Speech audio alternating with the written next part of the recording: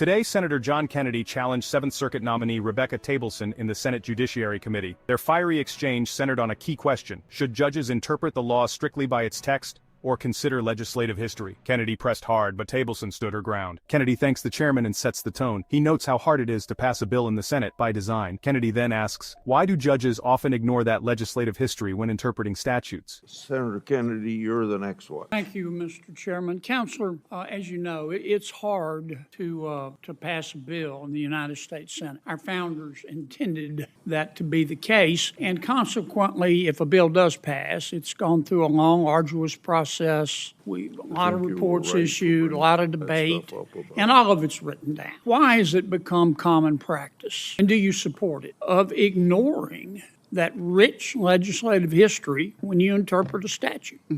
Well, Senator, I think the first rule of statutory interpretation is that the text is what's paramount. And that's because the text is what actually proceeded through bicameralism and presentment, which are really just the fancy. Of course, it's paramount, but why can't the text be supplemented by looking at the history? Taibleson doesn't hesitate. She insists the text of the law is paramount because it's the text that actually passed through Congress. Legislative intent, she says, doesn't have the force of law. History can help, but it must remain subordinate to the statute's words. Kennedy pushes back, arguing legislative history can provide context. Isn't it natural, he asks, to at least take a peek?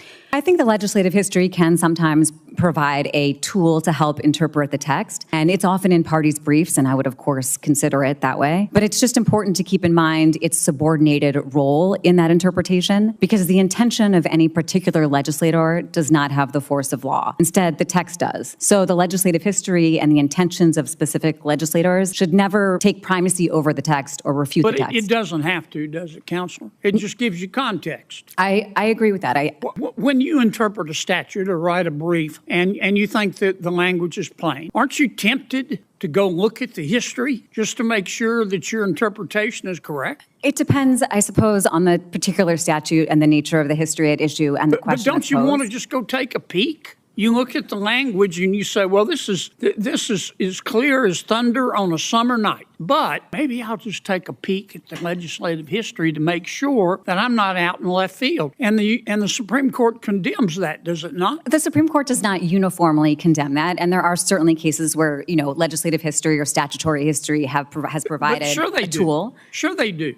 I mean, originalism, and I'm not saying they're wrong. Please don't misunderstand me. I'm just trying to understand your perspective. Originalism and textualism is accepted even by the left of center justices. And I've read opinion after opinion, lower courts as well, where they say, well, legislative history, we can't rely on it. Legislative history cannot be relied upon to trump the language of a statute. And so when the language of a statute really is that clear, Senator, there's not that much, and it bears directly on the question before the court. Kennedy presses harder. The statute's language is clear, like thunder on a summer night. But wouldn't you want to check the history just to be sure? Taibleson says it depends. The Supreme Court hasn't condemned that, but insists history can't override the text. Kennedy shifts to the Constitution itself. He asks if the Supreme Court uses the Federalist Papers to interpret it. Taibleson says yes, explaining they reveal the Constitution's original public meaning. Kennedy interrupts. Isn't that just legislative history by another name? The tension rises as both senators hold their ground. Let me ask you something. Does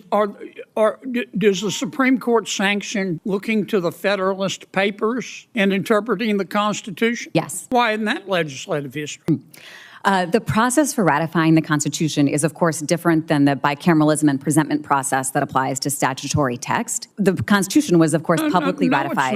No, it's not. Well, you look at the plain language, don't you? Yes. But in looking at the plain language, the question we ask is, what was the original public meaning of that language? And in the case of the Constitution, the original public meaning is elucidated by the debates surrounding its ratification. And those debates are really captured in the Federalist Papers, the Anti-Federalist Papers, ratification debates, the notes from the Constitutional Convention, documents like that. So those documents can bear directly on the constitutional text in a way that is more legitimate necessarily than the, statement of an individual legislator would be vis-a-vis a statute. Well, then when we interpret the United States Constitution, and I agree with you, that's the case. I'm just asking you whether you think it ought to be the case. Then when we interpret the United States Constitution, why do we let lawyers do it? Why don't we just hire history professors? The history that judges are looking to in interpreting the Constitution and other statutes is primarily legal history. It's not something like, a biography of George Washington. It's instead things like statutes or, debates about statutes, the Federalist Papers. And certainly, I think law schools could do a better job and should do a better job, teaching students how to read that legal history. But it is fundamentally legal history. And then the task the judges have in reading that legal history is to draw analogies between that legal history and our modern times. And that analogical reasoning is, I think, a fundamentally lawyerly task the judges are particularly skilled at. Thank you, Mr. Chairman. Kennedy asks, if interpreting the Constitution needs so much history, why not let history professors do it instead of lawyers? Taibleson replies, judges don't just read history, they connect legal principles and apply them to modern cases. That, she says, is a lawyer's skill. The room goes quiet. Kennedy thanks her, and the questioning ends. This exchange was classic Kennedy, sharp and probing. Taibleson defended textualism, admitting history's role. This debate shapes how courts interpret laws and the Constitution. Subscribe to Capital Conservatives for more explosive hearings.